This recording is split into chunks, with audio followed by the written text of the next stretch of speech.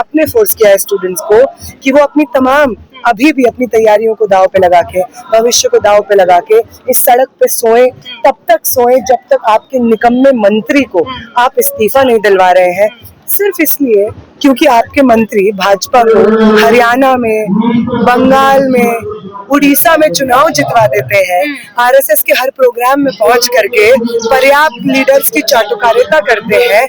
तो आप उनका जो अटर फेलियर है शिक्षा मंत्री होने का, आप उस पर ध्यान नहीं देंगे।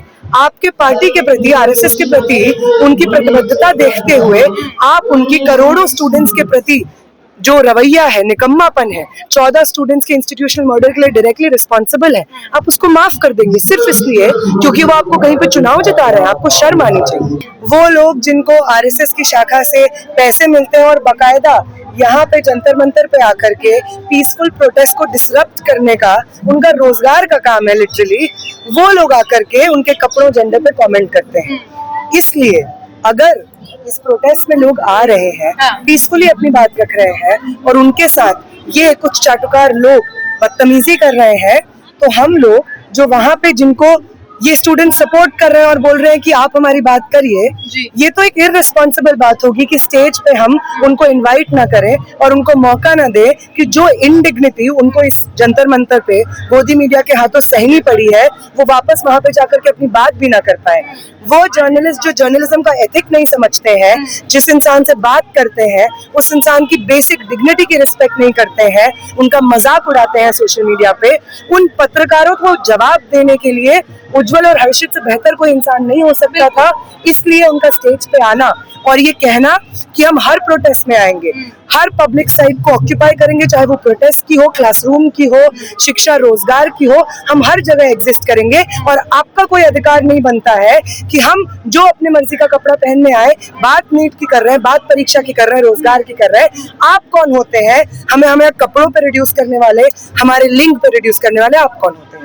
दूसरा सबसे अहम सवाल आप लोगों की फंडिंग को लेकर उठाया जाता है कि ये इतने दिनों से यहाँ बैठे हैं, अलग अलग स्टेट्स में आप लोगों ने प्रदर्शन किए, 9वां प्रदर्शन दिल्ली में था, कहाँ से पैसे आ रहे हैं? यहाँ 3 दिन से बैठे हैं, खाना कहाँ से आ रहा है, पानी कहाँ से आ रहा है?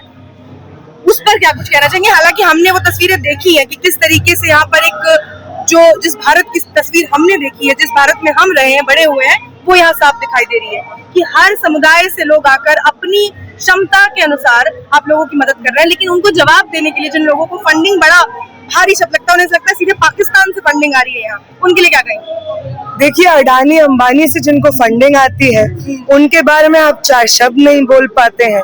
इलेक्टोरल बॉन्ड्स में जिस पॉलिटिकल पार्टी ने भर भर के चंदा खाया, उस पॉलिटिकल पार्टी से आप सवाल नहीं पूछ पाते हैं। और यहाँ पे बैठे आम स्टूडेंट्स जो उस दरी पे सो रहे हैं, जिस दरी पे अपना ही चप्पल लेकर के 4 दिन से चल रहे हैं, वो पानी पी रहे हैं जो गुरुद्वारे से, या जो प्रोफेसर्स कुछ आ रहे हैं, आम दिल्ली के नागरिक आ रहे हैं, तो जितनी क्षमता हो रही है वो डोनेट करके चले जा रहे हैं, वो पानी पी रहे हैं। ये बगल में हमारा वॉशरूम है जहाँ पे सुबह से लेकर शाम तक बदबू आती रहती है। वही सवाल शुरू में मैंने किया था कि एक महिला होने के नाते ना यहाँ पर सैनिटरी का कोई फैसिलिटी है और हाइजीन तो भूल ही जाइए। ऐसे में कितना मुश्किल होता है जो महिलाएं यहाँ पर रात में रुक रही है, दिन भर रुक रही है। नहीं, बिल्कुल है, क्योंकि आप देखिए ना, जब डिटेंशन भी होता है लोगों का तो उनको पानी, खाना और वॉशरूम की फैसिलिटी प्रोवाइड करना बेसिक अधिकार है और पुलिस भी इस चीज से बाध्य है लीगली कि वो डिटेंशन में भी लोगों को ये बेसिक फैसिलिटीज डिनाई ना करे। तो ऐसे समय में तथाकथित रूप से हम तो आजाद हैं, हम डिटेंशन में नहीं है जंतर मंतर में, लेकिन यहाँ पे भी वॉशरूम की फैसिलिटी पहले दिन हमें डिनाई हो रही थी। ये वॉशरूम, वो तो यहाँ पे जो कर्मचारी काम करते हैं वो इतने बढ़िया इंसान है क्योंकि वो समझते हैं कि आम लोगों का दर्द क्या होता है, बच्चे बेहतर नौकरी पाले, शिक्षा पाले, इस चीज के लिए संघर्ष क्या होता है, और जब पेपर लीक की वजह से वो संघर्ष अंधेरे में डूब जाता है तो वो क्या होता है, इसलिए वो बहुत साथ देते हैं। अगर हम बोले कि पानी नहीं आ रहा है तो वो कोशिश करते हैं पानी का जुगाड़ करने की, हम बोलते हैं गंदा तो वो मदद कर देते हैं।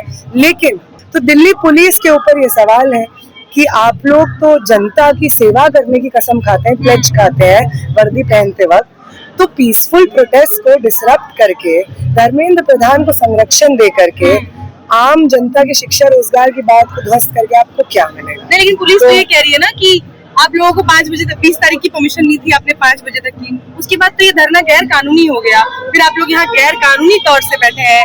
वो बकायदा अनाउंस कर रहे थे कि सुप्रीम कोर्ट की गाइडलाइंस है उसका पालन नहीं कर रहे आप लोग। आप वो एकदम सही बात बोल रहे हैं। कोई भी गैर कानूनी काम, अवैध काम नहीं होना चाहिए। इसलिए हम मांग रहे हैं कि वो इंसान जो 14 स्टूडेंट्स की इंस्टीट्यूशनल मर्डर के लिए डायरेक्टली रिस्पॉन्सिबल है, धर्मेंद्र प्रधान, वो व्यक्ति अपने कुर्सी पे बैठा हुआ है, वो अवैध है। वो इंसान जो इस पूरे एजुकेशन सिस्टम को ड्राइव कर रहा है, डिफेंड कर रहा है, और वो इंसान जो इसके सेंटर में बैठा हुआ है, उस इंसान का शिक्षा मंत्री की कुर्सी पे काबिज रहना, ये कितना जायज है, ये कितना सही है, इस पे जब दिल्ली पुलिस हमें बता देगी, डिफेंड कर लेगी, तब हम भी हट जाएंगे। हमारा इस देश में फेयर एग्जामिनेशन प्रोसेस हमें मिले, इस चीज को इंश्योर कराना शिक्षा मंत्री का काम है। शिक्षा व्यवस्था में अव्यवस्था और पेपर लीक की वजह से किसी भी स्टूडेंट की जान न जाए, ये इंश्योर कराना शिक्षा मंत्री का काम है। हम किसी प्राइवेट कंपनी में होते हैं और कोई एम्प्लॉय ढंग से काम नहीं करता है, उसे एक दिन में निकाल दिया जाता है। शिक्षा मंत्री भी तो काम कर रहे हैं, इट्स हिज जॉब। वो हम पे एहसान नहीं कर रहे हैं, उनको सैलरी मिलती है अपना काम करने के लिए, जो काम वो 2021 से जब से शिक्षा मंत्री बने हैं तब से नहीं कर पा रहे हैं। तो उस व्यक्ति को क्यों अपनी तमाम नाकामियों के बावजूद इस्तीफा देने पे नहीं बोला जा रहा है, ये बताए सरकार। रीनीट का एग्जाम कल हुआ, कुछ गड़बड़ियां हुई, किसी के सेंटर्स आबू धाबी में आए, किसी के सेंटर्स में इतने ग्लिच थे कि जब वो वहां पहुंचे तो उन्होंने रिफ्रेश किया तो बताया गया कि नहीं आपका सेंटर ये नहीं 40 किलोमीटर दूर है, वहां जाकर दीजिए। 2-2 मिनट के लिए जो बच्चे लेट हो गए थे उन्हें सेंटर्स के बाहर रोते बिलखते छोड़ दिया गया, उनके पेरेंट्स को छोड़ दिया गया। प्रधानमंत्री मोदी ने 2 घंटे एयरपोर्ट पर बिताए हैं इस वजह से कि अगर वो जाएंगे तो ट्रैफिक रेगुलेट होगा और बच्चों को दिक्कत होगी। इतना सब तो कर रहे हैं ना प्रधानमंत्री जी और शिक्षा मंत्री जी, अब क्या चाहती हैं आप? प्रधानमंत्री जी ये सब बहुत अच्छा करते हैं, परीक्षा पे चर्चा करते हैं, लेकिन जब परीक्षा लीक हो जाती है उस पर चर्चा नहीं करते हैं।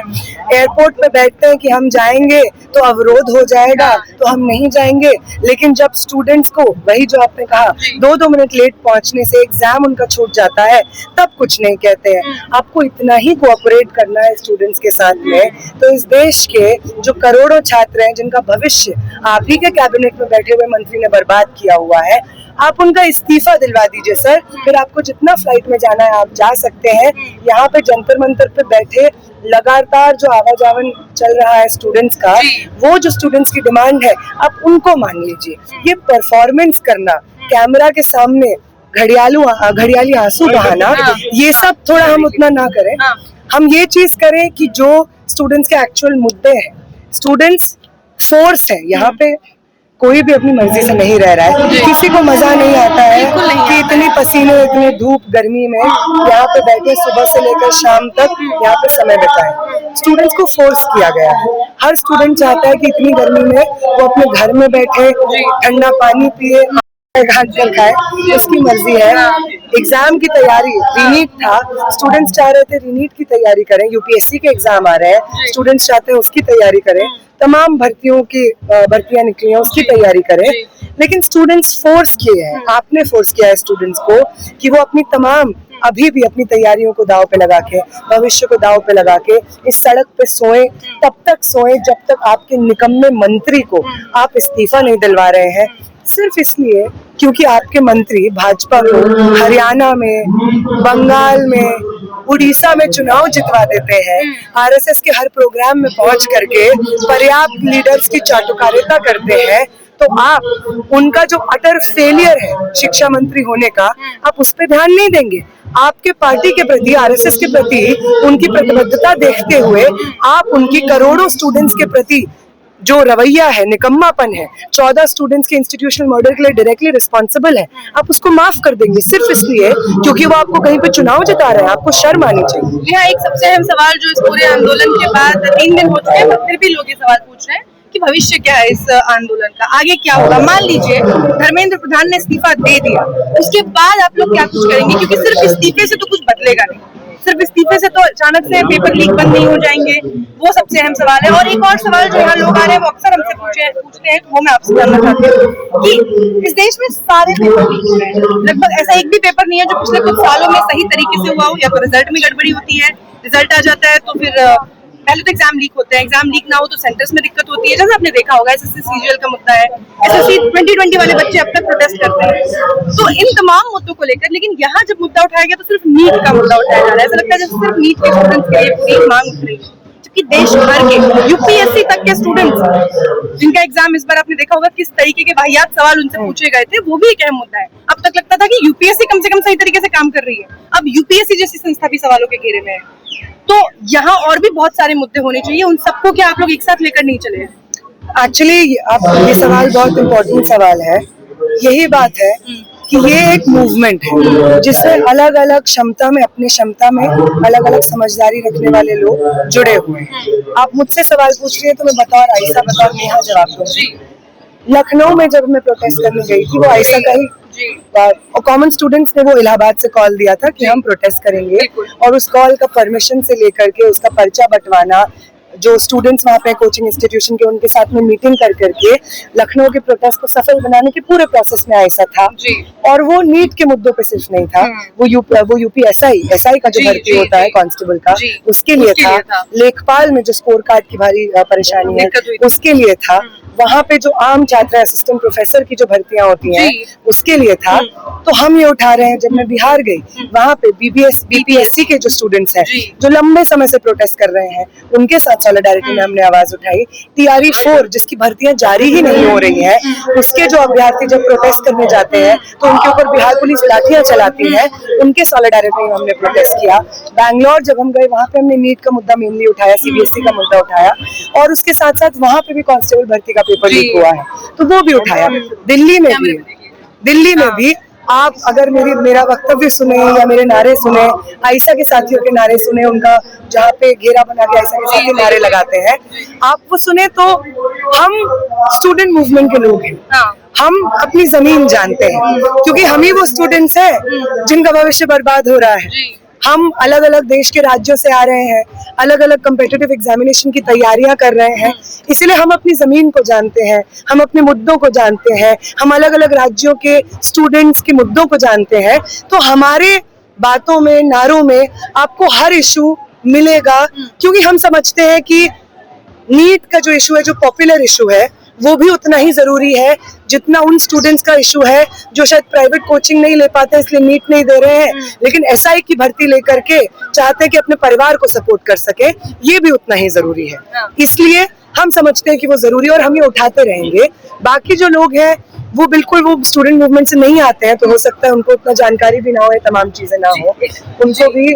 हम चाहते हैं कि हमारे प्रेजेंस से ये मूवमेंट डाइवर्सिफाई हो और जितना पॉसिबल हम कर सके स्टूडेंट्स इस देश भर में जो शिक्षा व्यवस्था, परीक्षा की पूरी प्रणाली, रोजगार की वजह से परेशान है, उनकी बात हम उठा सके। एक आखिरी सवाल जो अभिजीत दीप्ति को लेकर उठाया जा रहा है कि यहाँ पर आपको आम आदमी पार्टी के प्रवक्ता जो पहले रह चुके हैं, कुछ आपके साथ पार्टी में भी, टीम में भी है आपकी, और काफी सारे लोग और भी आ रहे हैं। उसके अलावा एएसएपी जो उनकी स्टूडेंट विंग है, वो यहाँ आप लोगों के साथ खाना बांट रहे हैं, पानी में हेल्प कर रहे हैं, जो कि मुझे लगता है हर पॉलिटिकल पार्टी को करना चाहिए था, but they are not doing it. उसके लिए कोई सवाल नहीं, पर सवाल ये है कि कई ऐसे लोग जो इल्जाम लगा रहे हैं कि आरएसएस की बैकिंग है, क्योंकि पुलिस ने अब तक किसी को गिरफ्तार नहीं किया। कोई दूसरा प्रोटेस्ट होता तो उसी वक्त 5 बजे सब लोग डिटेन हो गए होते, टांग कर दिल्ली के किसी कोने में छोड़ आए गए होते। आप लोगों को पुलिस ने मौका दिया है, और ये मौका इसलिए दिया गया है क्योंकि आरएसएस की बैकिंग है, आम आदमी पार्टी की बी टीम है। क्या है ये? मतलब कॉन्स्पिरेसी थ्योरीज रात में, कॉन्स्पिरेसी थ्योरीज जब रात में नींद नहीं आ रही होती तब डिस्कस करना अच्छा होता है, लेकिन जब कुछ सोचने समझने वाले लोग सोशल मीडिया पे ये सब बात लिखते हैं तो बहुत अजीब लगता है। मैं उनको इनवाइट करूंगी कि वो जंतर मंतर पे आए, यहाँ पे जो स्टूडेंट्स मौजूद हैं उनके गुस्से को सुने, उनकी बातों को सुने, उनका जो जेन्युइन डिसअपॉइंटमेंट है इस देश की शिक्षा व्यवस्था के साथ में, उसको सुने, फिर उनकी आंखों में आंखें डाल करके बोले कि तुम आरएसएस के एजेंट हो, तब मैं मानूंगी। आपके घर के कंफर्ट में आप बैठे हुए हैं, आप चाहते नहीं है कि इतनी तपती धूप में चलिए आप प्रदर्शन करें, चलिए आप मानते हैं कि यहाँ पे जो हो रहा है, आप ये नहीं मानते कि ये सही बात कर रहे हैं, आप अपना प्रोटेस्ट करिए। आप जो स्पेसिफिकली अगर कोई पॉलिटिकल पार्टी से आ रहे हैं, आप अपना प्रोटेस्ट करिए, हम उस प्रोटेस्ट में भी आएंगे, आम छात्र उस प्रोटेस्ट में भी जुड़ेंगे, लेकिन घर पे बैठ करके अपने स्टूडेंट्स के मुद्दे ना उठाने के एक्सक्यूज की वजह से जो ये कॉन्स्पिरेसी थ्योरीज गढ़ी जा रही हैं, ये होना बंद हो। और जहां तक कि प्रोटेस्ट की बात आती है, तो महिला रेसलर्स भी बैठी थी इसी जंतर मंतर पे, और ब्रिजभूषण शरण से वो व्यक्ति जो अभी तक इसी सेंट्रल दिल्ली में घर लेकर के बैठा हुआ है, उसने अपना घर खाली नहीं किया है, उस प्रभुत्व वाले व्यक्ति के खिलाफ बिल्कुल इसी जंतर मंतर पे उन्होंने रात भर हफ्तों वो बैठी हुई थी और उन्होंने प्रोटेस्ट किया था। और दिल्ली पुलिस, हाँ, और दिल्ली पुलिस की इतनी मजाल नहीं थी कि उनको उठा सके, क्योंकि उनके प्रति सपोर्ट जो आम जनता का था वो बहुत जबरदस्त था। वही सपोर्ट यहाँ पे भी कॉमन स्टूडेंट्स का है। यहाँ पे जो तमाम लोग आए हैं वो सिर्फ दिल्ली के स्टूडेंट नहीं है, जो फ्री टाइम में घूमने आ गए हैं, मेरठ, जयपुर, कर्नाटका से स्टूडेंट्स आए हुए हैं। तो ये सही बात है कि आप सोच सकते हैं या आप कॉन्स्पिरेसी थ्योरीज गढ़ने का आपको अधिकार है, लेकिन किसी मूवमेंट में एंगेज करिए। वहां पे जो स्टूडेंट्स आ रहे हैं उनके गुस्से से एंगेज करिए, उनकी बातों को समझने की कोशिश करिए। अगर ये एक मूवमेंट है जिसमें अलग अलग एस्पेक्ट शामिल हैं, ना मैं सीजेपी की मेंबर हूँ और ना कभी होंगी, मुझे लगता है मेरी अपनी समझदारी है, राजनीतिक समझ है, और बाकी जो लोग सीजेपी से जुड़े हैं उनकी भी अपनी अपनी राजनीतिक समझ होगी। तो जिस दिन सीजेपी स्टूडेंट्स के मुद्दे उठाना बंद कर देगी, उस दिन हम और यहाँ पे बैठे तमाम स्टूडेंट्स सीजेपी का समर्थन करना बंद कर देंगे। तो आप भी यही रुख अपनाइए जो लोग कॉन्स्पिरेसी थ्योरीज कर रहे हैं। सीजेपी पॉलिटिकल पार्टी रियल में बन जाएगी और वो चुनाव लड़ने लगेगी, ये भी एक कॉन्स्पिरेसी थ्योरी है कि जैसे पहले के आंदोलनों का हमने एंड देखा है कि उसके बाद पॉलिटिकल पार्टीज आपको इनवाइट कर देती है, खास तौर से यहाँ आप विपक्ष में जाएंगे, विपक्ष का वोट काटेंगे, आप राजनीति में प्रत्यक्ष तौर पर सामने आ जाएंगे और इस तरीके से चीजें खत्म हो जाएंगी। तो उस वक्त आप इनके साथ नहीं रहेंगे। मैं एक पॉलिटिकल समझदारी रखती हूँ, और अगर सीजेपी पॉलिटिकल पार्टी बनके आयशा के साथ जुड़ के आयशा का विंग बनना चाहती है, यूथ विंग, तो बिल्कुल वी वेलकम यू, प्लीज बनिए। समझदारी के साथ कॉम्प्रोमाइज नहीं हो सकता है। चुनाव लड़ने के लिए आप अपनी राजनीति नहीं बदल सकते हैं, मुद्दे नहीं बदले जा सकते हैं, पर हाँ, अगर उनको पॉलिटिकल पार्टी बनाने बिल्कुल बना सकते हैं। हर इंसान को अधिकार है कि आप अपनी पॉलिटिकल पार्टी बनाइए, अपने राजनीतिक अधिकार के लिए लड़िए, अपना आर्टिकुलेशन दीजिए। उसमें आपको सपोर्ट कितना मिलेगा वो हमारे ऊपर है। आप हमारे जो अभी मूवमेंट का सपोर्ट है उसका क्या करेंगे, आपके ऊपर है। चलिए, आखिर ये मुद्दे से भटक रहा है क्योंकि यहाँ पर ट्रांस पीपल आ रहे हैं, वो नारे लगा रहे हैं कि मेरा लिंग मेरी मर्जी। उसके अलावा यहाँ पर और भी अलग अलग तरीके के लोग आ रहे हैं और हर मुद्दे पर बात हो रही है। आप किसानों का भी समर्थन मिल गया आप लोगों को, वो भी आपको खुले तौर पर समर्थन दे रहे हैं। अभी कुछ देर पहले अभिजीत ने उसका अनाउंसमेंट किया। कहीं दिशा से भटक तो नहीं रहे आप लोग? दिशा, अगर एजुकेशन व्यवस्था दिशा है तो ये तमाम मुद्दे जो यहाँ पे डिस्कस हो रहे हैं वो हमारे देश की एजुकेशन व्यवस्था का हिस्सा है। जो स्टूडेंट्स दो आए थे, उज्जवल और हर्षित नाम है उनका, वो स्टूडेंट्स जब यहाँ पे 6 जून को पहुंचते हैं कोई बात नहीं करते हैं। ये बात करते हैं कि हम उनमें से जो हर्षित है वो नीट के एप्लीकेंट भी हैं और उज्जवल ने 12वीं का एग्जाम दिया 92% एग्जैक्टली। तो वो अपना एग्जाम में जो उनके साथ दुर्घटना हुई है उसके बारे में बात करने आते हैं। उनके कपड़ों पे बात करना, उनके जेंडर आइडेंटिटी पे बात करना और उसका सोशल मीडिया पे वीडियो के माध्यम से उपहास करना गोदी मीडिया ने शुरू किया।